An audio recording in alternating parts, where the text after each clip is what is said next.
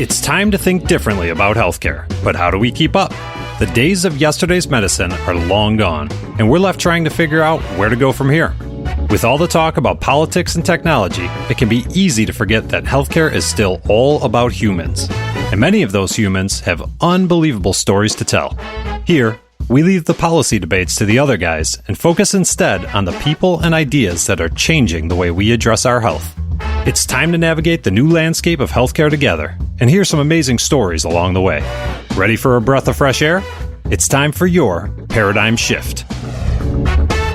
Welcome to the Paradigm Shift of Healthcare, and thank you for listening. I'm Michael Roberts with my co-hosts Jared Johnson and Scott Zeitzer. So we've talked a bit about how physicians, practices, and healthcare facilities are communicating with the public and how they should be communicating with the public in previous episodes.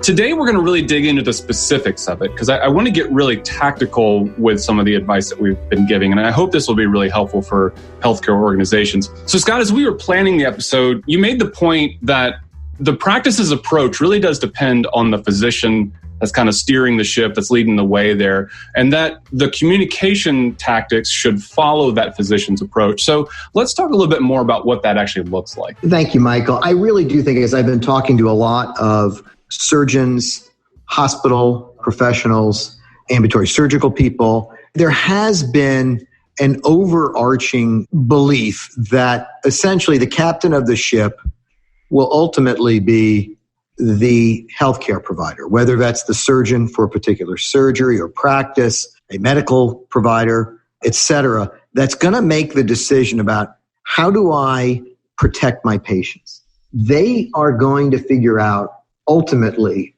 the workflow for treating patients safely. There'll be a lot of people who will help guide that. If you're at a hospital, obviously they've paid a lot of very smart people to run that hospital, but they're going to be relying upon doctors to help fashion that. If you're in a practice for one person, hey, it really is the captain of the ship. It's the doctor. The follow-up after that do no harm and how do I take care of patients will be, how do we communicate this workflow in enough detail so that we can make sure everybody's on the same page? That will be critical as well. Yes, Scott, I really think as we dive into the communication part especially, that there's so much that matters there. And that's usually where you run into questions about the particular tactics, right? So we've talked previously about, updating the website, making sure patients see the information and that's really clear and obvious no matter where you're coming from on what device or whatever on your website, right? But that said, there are so many other places where patients can come across your information. And we have to make sure that all of those different pieces say the same thing. And that used to be a lot simpler process. And I think that's something that a lot of us are finding out during these unprecedented times, right? Because of the speed at which and the frequency of which things have to be updated. And so at the very beginning, even just understanding, like having an audit of here are all the places that people find information, that patients, that referring providers, that general public, that prospective patients, anyone who's coming to find anything about us, here are all the places that they can find that information. And we used to think of it as pretty simple, like, hey, it's just the website. And then we're like, hey, it's just the website and social media is going on, but all that's doing is pointing people to the website. And we know it's so much more complicated these days. And there's a reason for that. It's because people are looking for it in so many different ways, right? So there are those who are going to benefit from a video that very clearly shows the provider not even just telling how here are the extra precautions we're taking now, and here's how we're staying safe. Come on back to the office kind of a thing. Is one thing to say that. It's another thing to show it. And I think even just starting to realize that there's this pent-up feeling that we don't know what to do. We know there's this thing that we probably need to have done, but we don't know what to do about it, and we don't know when to come in, and we just don't feel safe at all. And especially in different regions of the country where the virus has just taken its toll in different ways. That's why this is hard to have just a one-size-fits-all type of remedy to it, because it really depends on what the perception is in your community. And that is definitely what we are seeing. Michael and Scott, you've both seen those types of things as you've talked with those at different practices, that it varies by location and region. And so even just recognizing the fact, like, here's your starting point, right? The starting point is make sure you are aware of all the different places that people can find information about the practice. Let's start there, right? That can be even things like search engine updates and things. And I think, Michael, you've seen a lot of things like that, haven't you? There's some interesting stuff that's happening right now with local listings, especially. So, think about when you go to look up your healthcare provider, and sometimes that map pops up, or sometimes just that information, that knowledge graph information, to use all the SEO geekery, all that pops up on the right side of the desktop results. Google is starting to get more aggressive about trying to surface relevant information for patients in particular. So there's actually an update, a core algorithm update happening like right now as we speak in search engines with Google in particular. So Google's making all these changes. And one of the things that they've really been trying to surface is, do you have a page about your COVID response? And do you have a page for where patients can go to get virtual care, is the way that they're labeling it. But what's the telehealth solution that you have at your practice? And we're seeing that pop up most on mobile devices.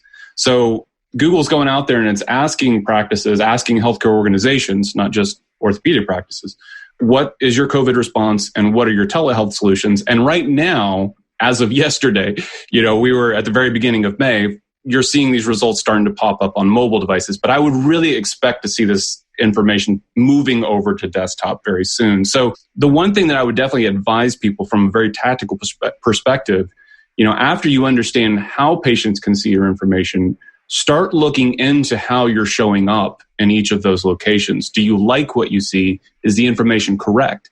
Because when we went through, we help several practices manage their listings.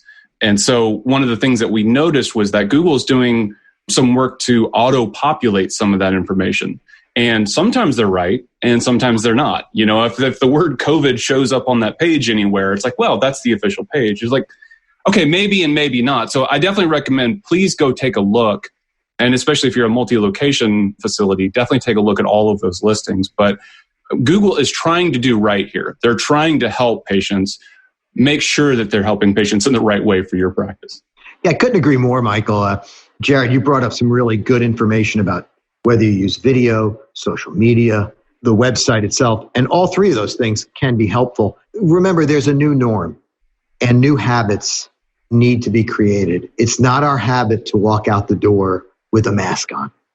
It's not our habit to think about how close I am to somebody else in the waiting room, etc.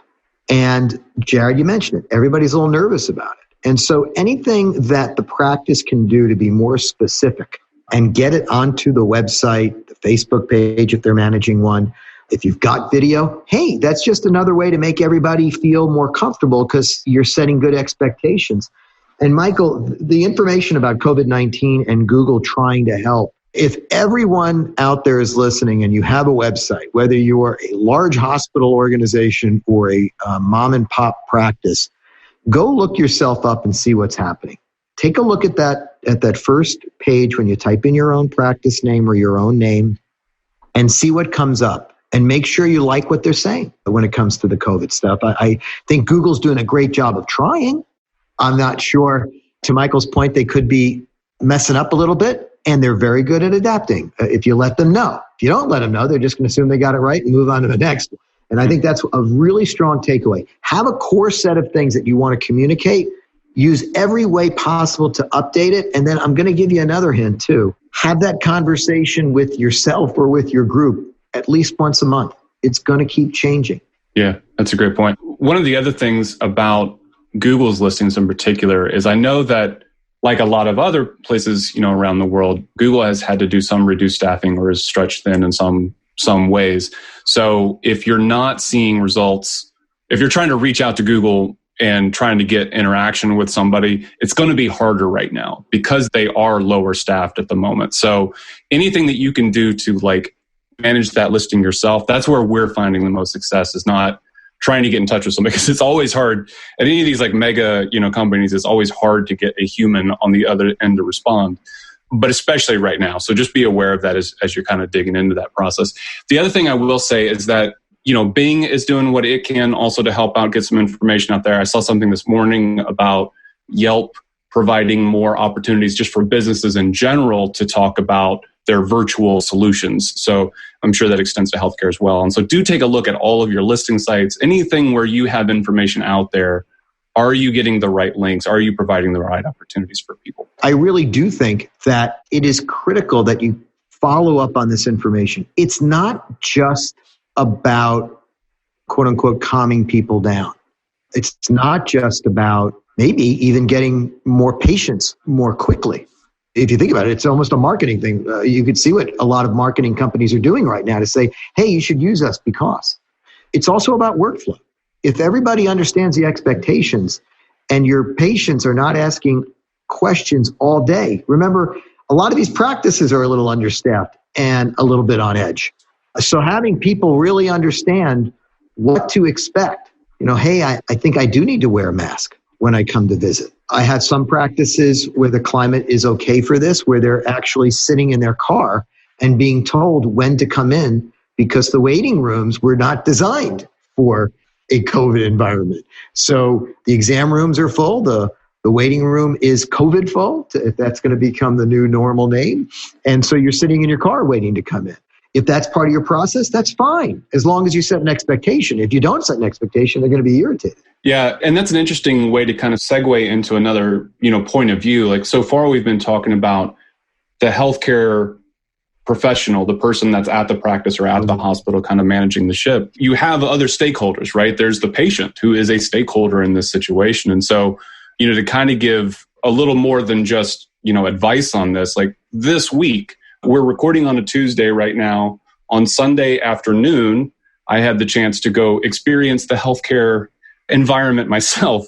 And so going in and understanding like, hey, here are the processes that you have to follow. When we got to the door, we had the temperature scans. We had all the signage up there to tell us what to do each step of the way. And so we were directed immediately to the ER where we had to go. And nobody was in the ER except for the administrative staff, which is exactly what you're hoping for. Yep. And we were brought back to see somebody very, very soon. But think through that process in terms of looking at it from the healthcare professional standpoint. When I entered the facility, and even before I got into the facility, there were clear signs telling me each step of the way, do this, now do this, now do this. That workflow was very clear and very established all the way through. That has to extend beyond just the facility. And I think that's a lot of what we've been saying so far. Make sure that digitally you're saying the same thing as you are in person. And then to flip that from the patient's perspective, if you're not seeing that, that's a real cause for concern. This is not the time for, it'll be fine. That's not the attitude to take in any of this. And if your physician, if your healthcare facility, if these groups aren't doing everything that they can, it's grounds enough to start thinking about what are my other options. And that's not always easy for everybody. And it's not as easy as just going to the next office down the street or something. But it's that serious is our big point on this. That your safety is paramount in this time. Michael, it's interesting. We talk about from the practice's perspective and we talk about from the patient's perspective and all these things. Set those expectations. And if you're not seeing the expectations that you think are appropriate, you're right. You may need to go see somebody else. And the other group of people that we interact with quite a bit are the Medtech and pharma industries out there. We do quite a bit of work with both of them. And we've had some really interesting conversations about how these kinds of companies can best help physicians and ultimately their end users, patients. On LinkedIn, where I spend, unfortunately, I think way too much time. Thank you folks at LinkedIn. There's a lot of conversation going on about sales reps in the pharma and medical device industry and whether they should be anywhere near an office, whether they should be anywhere near a hospital and or operating room. And guys, it's not some sort of evil thing. Sales reps in a hospital or OR can be quite helpful in terms of arranging for when equipment needs to go in and when equipment needs to go out, advising a nurse who may be better trained on, say, I'll just make something up, obstetrics rather than orthopedics or vice versa, and reminding them about which trays need to be sterilized and which boxes need to be nearby. A lot of mundane stuff that's very critically important. And so the medical device and pharma companies need to start deciding how best can we help and how best can we help all of our physician customers and users, those patients. There's a lot of conversation occurring on that end. And it goes back to, I think it really does, these critical components of how do we all best as a community protect the patient, whether it's the patient protecting themselves, whether it's the doctor protecting the patient, the hospital protecting the patient, ambulatory surgical center, and yes, the drug, pharma, medical device company, all protecting the patient. I think that's the win here. And then when you figure out how best to protect the patient and then set good expectations and communicate well, I think that's when everybody will feel a lot more comfortable. Absolutely. Jared, I know that when we were kind of talking about planning for this episode and leading up to this episode, one of the things that really caught my attention over the past week in social media was the fact that you had participated in another webinar and some of the responses that were coming out, particularly in terms of hospitals, healthcare organizations trying to set a strategy during this time period. We're talking very tactically, but thinking beyond that, what does strategy look like for healthcare organizations? Can you give us a little bit of insight into some of the conversation you were having about that? You bet. We were focusing at first on the tactic of video and what its place will be in this post-pandemic world and as far as marketing strategy goes. And we started going down this road and I realized, we've been focused so much on the channel itself and understanding how to make videos, right? And instead of focusing on the story of what that means. And kind of going back to where we were talking about initially about the workflow and communicating to all the audiences and all of the different properties that a practice might have out there or a Medtech company will have out there as well. Everyone, we'd want to focus on the same part of this, which is show, don't tell, right? Mm-hmm. And there's such a difference. There's such an opportunity. We just have to start by realizing, what does the consumer feel? Where are they coming from? And then it becomes a lot easier to realize what type of message we need to send out there. But it's too easy to just have this checkbox mentality, right? Of, okay, yeah, we did a video check. We put something out there that says, see, you can trust us. I think we were talking about all the CEO emails that we've all gotten that are filling up our inbox over the last couple months. CEOs of brands that I've never cared about, that they have never engaged with me. Every hotel chain I've ever stayed at. Everywhere I've ever bought anything, apparently, they're letting me know they're here for me.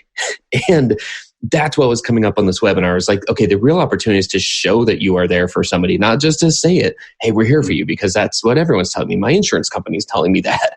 Everyone's here for me. And I'm like, what are you here to do for me? Yeah. So, yeah, that's where we're going with it. And I just think the opportunities are there. That's where we've got to start thinking about this. That makes it a lot more manageable. And that's what really drives our strategy, whichever side of this we're on, from the Medtech or the pharma side or the practice side. That's what should drive our strategy. Yeah, it's funny that you mentioned that, Jared. I thought of two things. One was one of the initial conversations I had with a surgeon who basically, when I said you need to have good COVID information up there, and he said, well, we follow all the CDC guidelines. And I said, well, what does that mean for a patient? Nothing. It means nothing. We're here for you means nothing right now. I got that initially from one of the hotel chains that I stay at a lot, and I kind of smirked and deleted it. Now, that same hotel chain came back with a series of specific steps that they were going to take for every room. Everything from you don't even have to talk to the front desk to we're going to put a piece of tape up, I believe, a sticker that says your room has been cleaned and no one has entered this room. Okay, cool. Now, that's making me feel better.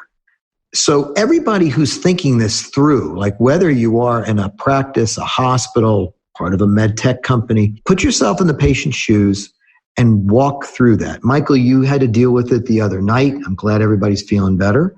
But that being said, hey, every step from the moment you get in your car, what's happening, man? And so if you walk through that, it's one of the pieces of advice Michael and I, we give to all of our customers when we're talking. I always tell my new customers, when you call your office, don't call the back line. That one's for you and you're special. They're going to pick up the phone immediately. Call the main number. Are you comfortable with that experience? And if you are, that's great. And if you're irritated, well, maybe something needs to be changed.